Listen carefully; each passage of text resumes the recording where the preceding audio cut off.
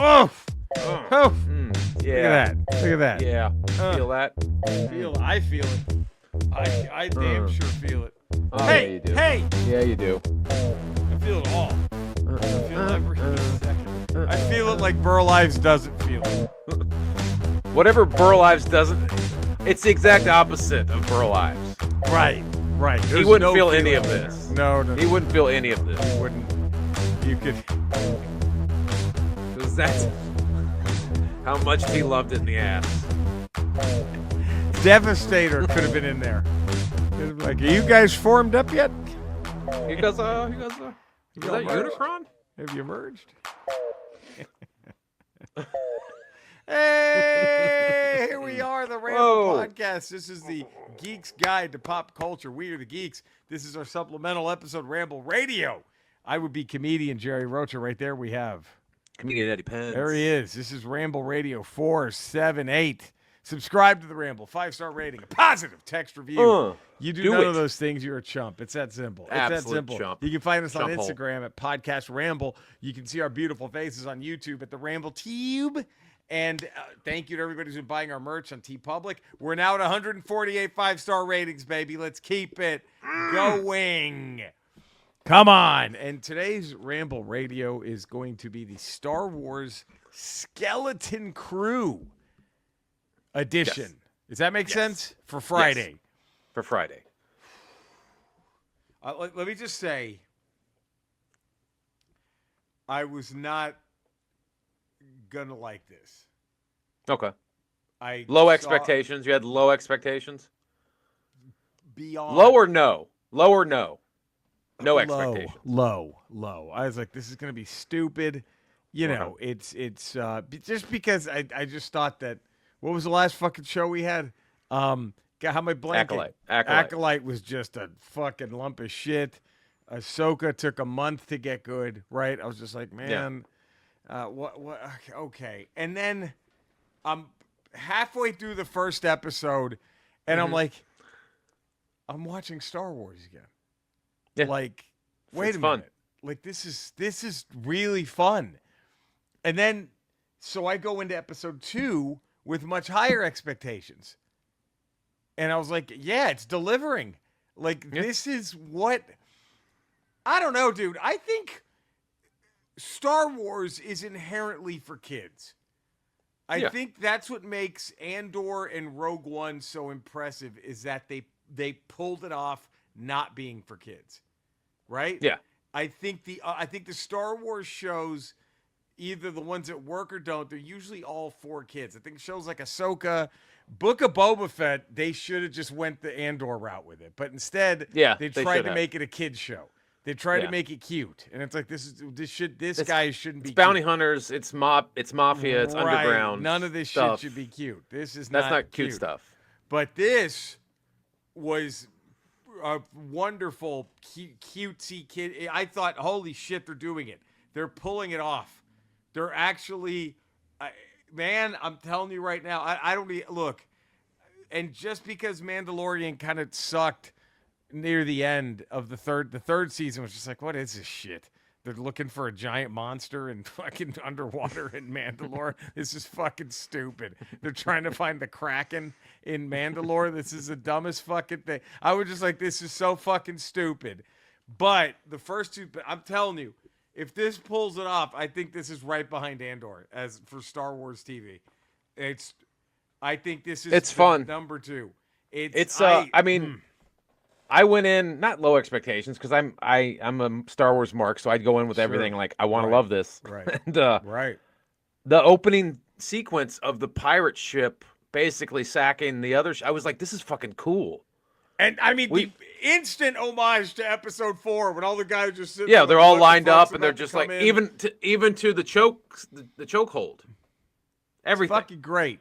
And I was like, this is cool because like they set it up with the opening like title thing where it's like, you know, the New Republic is taken over, but piracy has run rampant over the hyperspace routes, which would make sense that there's now a New Republic, so they don't have the manpower to really clamp down on everything and have to enforce laws, which they've already sort of covered in like Book of Boba Fett and The Mandalorian, where like in the Outer Rim there's piracy.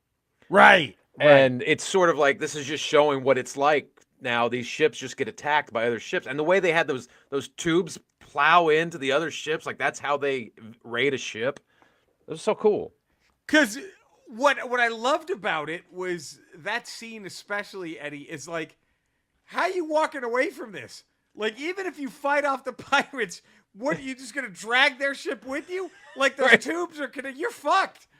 Like it was like, oh shit! Like I thought that was just a devastating. Like we're like you're either gonna bend a knee, or we're gonna kill you either way. You're fucked no matter what. You're like fucked no I matter thought what. that was like, oh shit! Like and then when they got to the planet where it's like this fucking, it's the suburbs. We've never seen the suburbs. Thing. Yeah, it's like, and you knew there had to be. We've seen city life on Coruscant, but we've never seen suburbs. You've either just seen immaculate palaces or shitholes in Star Wars. You've never seen just the boring suburbs. And I thought it was hilarious and perfect and a great thing that this planet, which just looks like how Coruscant's one giant city, this is just one giant suburb. It's like the fucking Garden of Eden to everybody. Yeah. It's this mythical place, and oh, come on, that's not real. And you have the kids, and it's I know they said it's Goonies in space, and it's got a lot of the Goonies feel to it, and even some of the shots look like E.T. shots, like Spielberg shots. Yeah, like when they're in the gully and they're trying to open up the hatch, and you see it's backlit. Like this looks like an E.T. shot. This looks like a shot from E.T. Yep. So you have all that, but then like you also have like you start finding out in episode 2, especially there's like this mystery about the planet they're on. So you almost start getting these like Stranger Thing vibes. It's like a little bit of this ominous mystery of like, how come no one's heard of this planet? And then when you're in the classroom with the kids and and the teacher's basically going, you're going to take this test and that's who you're going to be, and like you're like, this is a fucked up society. And then when the kids go to pay with the credits, he's like, where'd you get a pristine like credit? Like where did these haven't existed for 100 years. Where did you get this? And you're like, what's happening? The pirates lost their fucking minds when they saw that shit. They were like, whoa, this is worth more than a regular credit. Yeah. Like this is like, where did you get that? Those aren't around anymore. Yeah, that was. So it's like, dude. And you see the barrier when they're on the ground. You look up, you see the red dots, and then when they get out there, they see stars, and they've never seen stars before because this barrier surrounds the planet. Freaking the fuck out! Dude, whoever put this together, fantastic job, fantastic. And I also loved in the second episode the introduction of the pirate droid. I forgot his name. SM something, I think. Something. S&M. S&M. And what a scene when S&M just obliterates that fucking cantina. Yeah. It was just like, and he's got the fucking plates, and he burns the dude's face when he's got the shield. It was like it was basically like, okay, we know how cool Chewbacca was to kids. Here's a new Chewbacca. Just this man. You gotta catch this motherfucker off guard to stop him. That's your only chance. He's got a peg leg. He's fucking great. He's just as bad. And you think, okay, well, what's this thing gonna do? Right? It's 1,000 years old. It doesn't have an eye. It can barely move. And it just, I mean, it's just like Captain America in the fucking elevator during Civil War, Winter Soldier, whatever. Civil War, which is one anybody wants to get out and has a chance. No, Captain Winter Soldier. That was Winter. He was just like, God, fuck, incredible. Like I thought that was one of the better moments.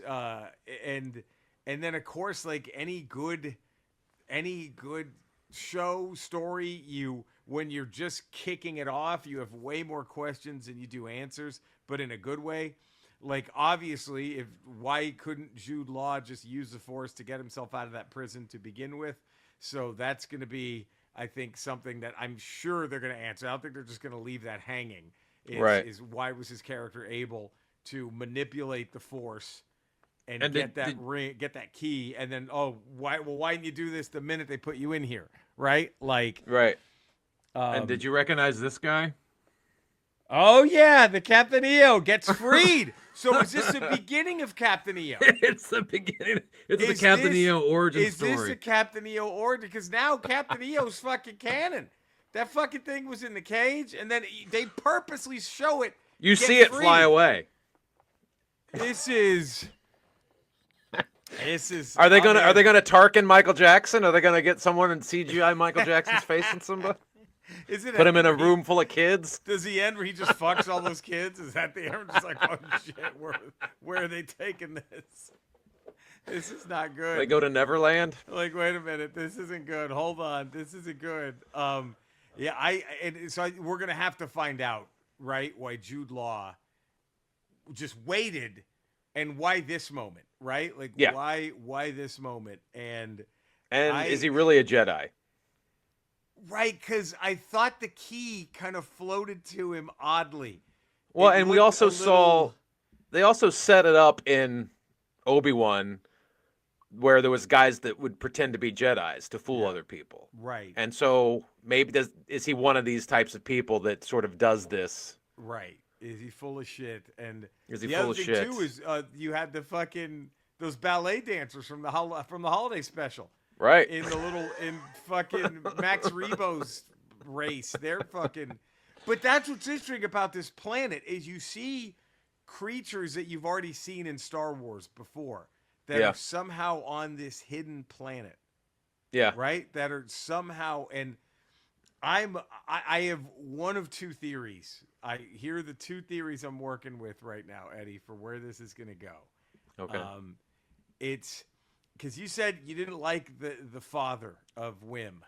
He seems so stiff. It was just is this a that's choice? Is this an acting choice? I absolutely think this guy and Tunde Adembipa, who's the lead singer of this great band called TV on the Radio, he is. I think he's purposely. There's something more sinister going on with him. Here's my wild prediction. Okay, Wim and Fern are brother and sister. It's a new Luke and Leia.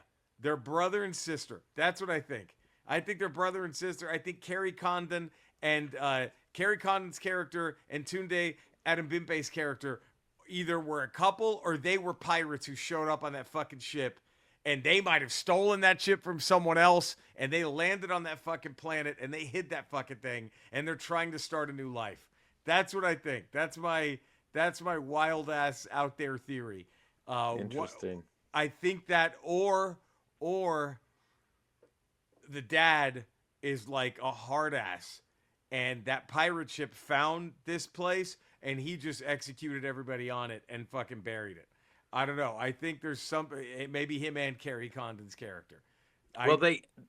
They take him away. Those robots take him away at the end. Yep. He's like, come with us because he sees the ship. Yep. And then all the other pirates, when they say At-Aten, when they're on that Tortuga planet, the pirate port, they're all like, that's a myth. Like, people have heard of it, but they know it's not real. That doesn't exist. So I wonder if the dad and Carrie Condon's character, the teacher, they both either were pirates who escaped, they stole a ship, right? That already was they found it, that already everyone had died on it, and they found that place and they said, fuck it, we're starting over. Right? I don't know. There were bodies on that. There were skeletons on that ship. Yep. So I wonder if they took it over, or they found it floating in space and were like, shit, this is. Or maybe the pirates landed there and they killed them and covered it up, like because they're like they don't want any. He's like this hard ass. Maybe the dad's like this fucking hard ass who's like, nah, none of these motherfuckers are giving our secret away. Maybe they were from some society that founded this planet. That's why you have a lot of the races that you've already seen before, right? Yeah. Like the Ithorians, and because who was it? The Ithorians were in it. The Max Rebo elephant shit, you saw a few. So, man, there's a lot of calls and there's a lot of references, especially in the classroom and stuff, to Old Republic stuff. Old Republic. So it seems like this society is, it's almost like that M. Night Shyamalan movie where The Village, where it's sort of like, that was so bad. God, yes, I know. But yes. That's what this seems like. This society shut themselves off from the rest of the galaxy and sort of they're suspended in time. I think they escaped the Empire. And because there's no, like, to that kid, and I know it was already like that, kind of, but to that main kid, the Jedi, they didn't disappear 80 years ago. To him, right. They haven't been seen. They're like Vikings, right? It's like, well, this could also be harken back to like the first Jedi Sith War, Yeah. Like maybe that's when they formed this planet. Like, And they were like, we got to get the fuck out of here. They just did something. It's interesting. God, the village was so bad. I was just because I know, but that's what it reminded me of when people's like, that's a myth, and they're like, wait a second, is this like the village, or did they just shut themselves off from everybody? Can't say the one thing I thought was the worst part of the village was the one guy who had to have mutton chops. Like, why was he like, yeah? Wouldn't he be like, wait, do I have to do this? You don't have to do Why this. do I have to be the mutton chop guy? Why don't y'all motherfuckers throw this? They drew straws when they're putting the Yeah, fence up. They're like, look, here. And I didn't understand, like, why do you have to act like you're in the fucking 1600s?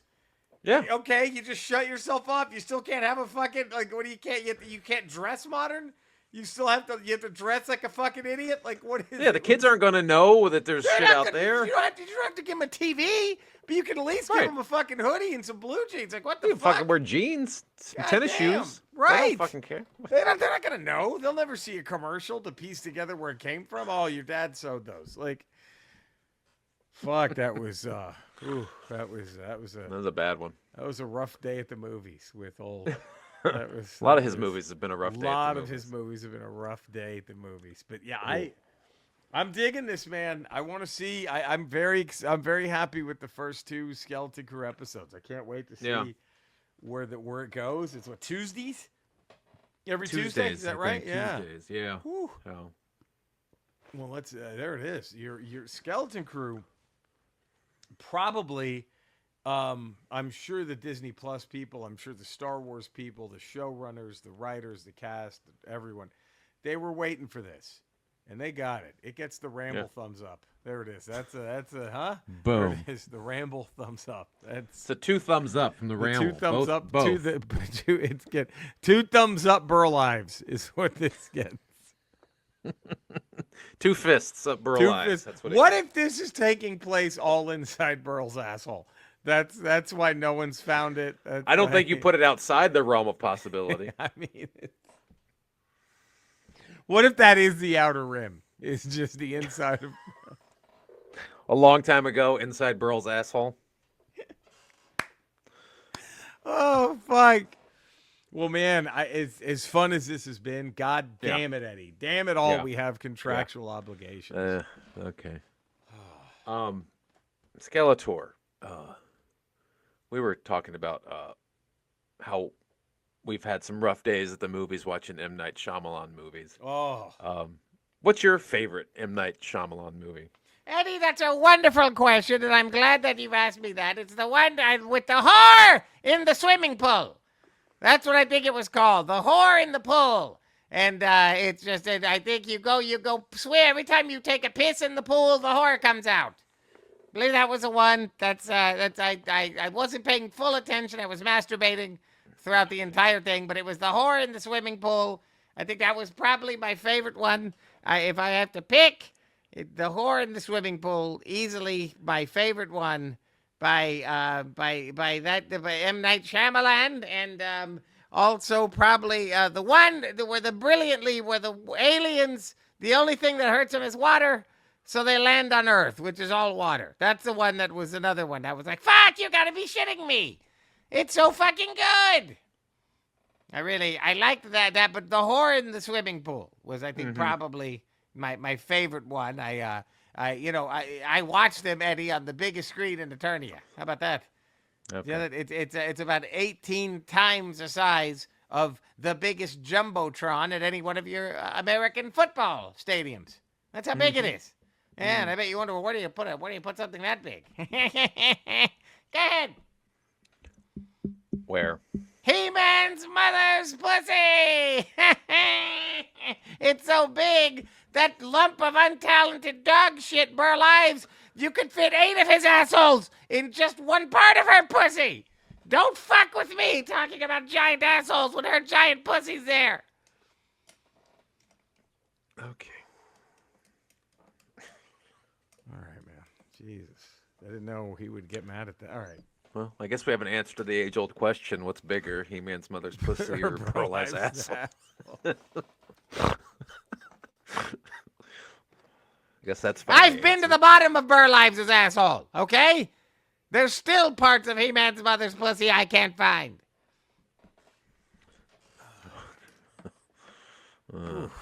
Send us knob, Cody. Please. Let's get the Please. Send Us Knob podcast up in Rotten Tomatoes so we can fix Loquisha right and wrongs. The Yes. Crocodile Dundee 2 and 3s. Yeah. Fix those. Fix that shit. Eddie, where can all the fine folk find you? 5 days a week, patreon.com, The Ralph Report. Tuesdays, Fridays, Ramble Radio. Wednesdays, Ramble Proper. And also on Fridays, Not Today with Jen Sturger. Ooh, you can find me in the same Ramble locales. You can find Eddie and Cody. I'm also streaming video games most nights of the week. Retro Rocha on Kick and Twitch. Just my name on YouTube. You know where to find us. You know where to love us. Do these things. We will be back next week for all new rambling happiness. Until then, we love you all. Stay safe. Take care. Enjoy the music, everybody. 5-star rating. Positive text review. Subscribe. Adios a todos. Oh, look at that. Oh, there it is. There it is. Oh. Do you think some people just play the Ramble just for the opening and the ending? How do they not? They skip all the fast bullshit in the I middle. hate to own that, but that's what has to happen. That's probably what happens, right? People just tune in for this. I'm honestly a little disappointed if they don't. Yeah. To be honest. Yeah. I mean, I agree. I love Eddie. I agree. love our work.